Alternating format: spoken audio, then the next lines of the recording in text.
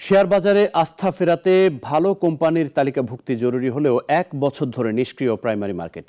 আইনি জটিলতা সহ নানা সমস্যায় আটকে আছে আইপিও কার্যক্রম। সানি আহমেদের রিপোর্ট।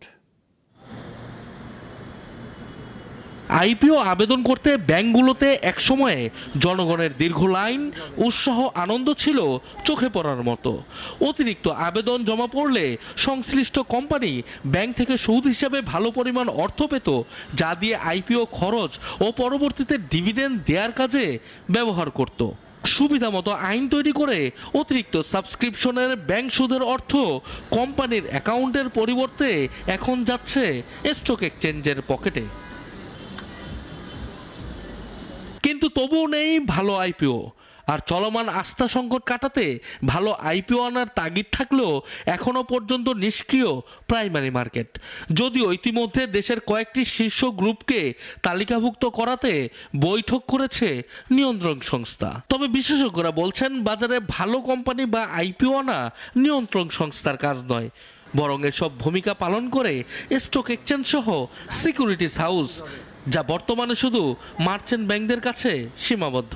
কোম্পানি আনার দায়িত্ব কিন্তু স্টক এক্সচেঞ্জগুলো। আমরা এর আগেও দেখেছি স্টক এক্সচেঞ্জ বিভিন্ন ভালো ভালো গ্রুপের সঙ্গে কাজ করছে। এখন ডিএসসির যে চেয়ারম্যান আছেন এবং এসএসসির যে চেয়ারম্যান আছেন আর সিএসসির যে চেয়ারম্যান আছেন, দুজনের উপরে আমাদের যথেষ্ট আস্থা আছে।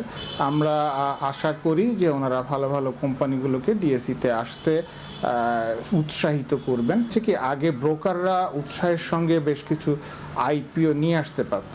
সুতরাং এই আইনগুলো আবার একটু বিবেচনা করার সময় বোধহয় আসছে।